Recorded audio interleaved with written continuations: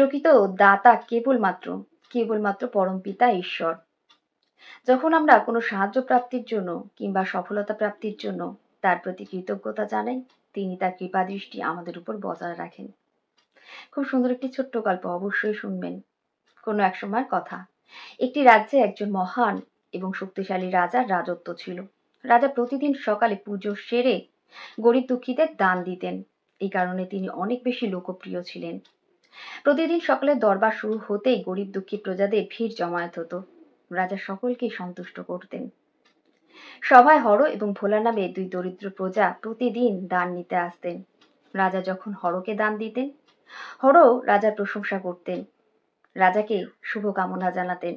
অপরদিকে রাজা যখনই ভোলাকে দান দিতেন, ভোলা ঈশ্বরের প্রশংসা করতেন, ধন্যবাদ জানাতেন। রাজার এই বিষয়টি ভালো লাগতো না। তিনি ভাবতেন, দান দিলাম আমি আর কৃতজ্ঞতা ঈশ্বরের প্রতি। যাই হোক, একদিন যুদ্ধ জয়ের খুশিতে রাজা প্রাণ খুলে দান দিলেন। সেদিন সবাই হর এবং ভোলা উপস্থিত ছিলেন। প্রতিবারের মতোই হর দান পেয়ে রাজার প্রশংসায় পঞ্চমুখ হলেন। অপরদিকে ভোলা দান পেয়েই দুই হাত উপরে তুলে ঈশ্বরের প্রশংসা করতে লাগলেন, বলতে লাগলেন, হে প্রভু, তুমি আজ আমাকে এত দিলে, তোমার এত কৃপা আমার প্রতি। এই কথা শুনে রাজা ভীষণই রেগে গেলেন। তিনি ভোলাকে ডেকে বললেন, ভোলা, দান দিলাম আমি আর গুণকীর্তন করছো ঈশ্বরের? ভোলা অত্যন্ত সরলতার সাথে বললেন, মহারাজ, দেবার জন্তু উপরে বসে আছেন, তিনি অন্নদাতা, আপনারও আমারও। এই কথা বলে ভোলা সেখান থেকে চলে গেলেন। রাজা স্থির করলেন, ভোলাকে যেভাবেই হোক উচিত শিক্ষা দিতেই হবে। পরের দিন হর এবং ভোলা যখন সবাই দান নিতে এলেন, রাজা হরকে দান দিয়ে বললেন, হর, আজ তুমি একাই চলে যাও, আমার ভোলার সাথে দরকার আছে। তবে তুমি পুরনো পথ দিয়ে নয়, রাজমহলের কিনার ধরে যে পথ আছে, যেই পথ আমি ব্যবহার করি, সেই পথ দিয়ে যেও। হর অনেক খুশি হলেন। রাজমহলের এই পথ অনেক সুন্দর ছিল। মহারাজ আগে থেকেই পথের মাঝখানে এক ধারে একটি রূপোর মুদ্রা ভর্তি কলসি রেখে দিয়েছিলেন।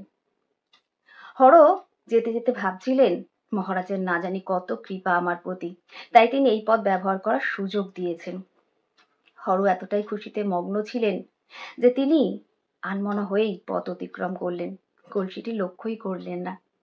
খানিক বাদে রাজা ভোলাকে দান দিয়ে ওই একই পথ দিয়ে যাওয়ার অনুমতি দিলেন।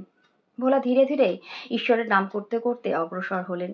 হঠাৎই তিনি দেখতে পেলেন রূপার মুদ্রা ভর্তি কলসিটি। অনেক খুশি হলেন, ঈশ্বরের উদ্দেশ্যে বললেন, হে প্রভু, তোমার আমার উপর এত কৃপা, তুমি কত দয়ালু, তোমাকে অনেক ধন্যবাদ। আগামী দিন যখন সবাই হর এবং ভোলা দান নিতে এলেন, রাজা হরকে উদ্দেশ্য করে বললেন, হর, গতকাল যে পথ দিয়ে গেলে কেমন ছিল পথ, কিছু কি পেয়েছো? হর বললেন, মহারাজ, পথ খুব সুন্দর ছিল। না তো, কিছু তো পাইনি। রাজা বিস্মিত হলেন। কৌতূহলের সাথে ভোলাকে জিজ্ঞাসা করলেন, ভোলা, তুমি কি কিছু পেয়েছো? ভোলা বললেন, হ্যাঁ মহারাজ, ঈশ্বরের কৃপায় আমি রূপার মুদ্রা ভর্তি একটি কলসি পেয়েছি। রাজা আজ হরর উপর অনেক রেগে গেলেন। তিনি হরর হাতে একটি বড় তরমুজ দিয়ে বললেন, আজ আর অন্য কিছু দান তুমি পাবে না। বেচারা হর তরমুজ নিয়েই বাড়ির উদ্দেশ্যে রওনা হলেন। প্রতিদিনের মতো রাজা ভোলাকে দান দিলেন। ভোলাও বাড়ির দিকে রওনা হলেন। পথে যেতে যেতে হর ভাবলেন, এই বড় ভারী তরমুজটি বয়ে নিয়ে যাওয়ার কোনো মানে হয় না, বরং এটিকে বিক্রি করে দিই। তো একটি ফলের দোকানে হর তরমুজটি বিক্রি করে সামান্য অর্থ নিয়ে বাড়ি ফিরলেন। খানিক বাদে ওই পথ দিয়ে ভোলা আসছিলেন। ফলের দোকান দেখতে পেয়ে তার মনে হলো বাচ্চাদের জন্য ফল কিনে নিয়ে যাই। হর যেই তরমুজটি বিক্রি করে দিয়েছিলেন, ভোলা সেই তরমুজটি কিনেই বাড়ি ফিরলেন। বাড়িতে এসে তরমুজটি কাটতেই তিনি দেখতে পেলেন তরমুজের ভিতর সোনার মুদ্রা ভর্তি। ভোলা অনেক খুশি হলেন, ঈশ্বরের উদ্দেশ্যে বলতে লাগলেন, হে প্রভু, আজ তুমি আমার দারিদ্রতা দূর করেই দিলে, তোমাকে অনেক ধন্যবাদ।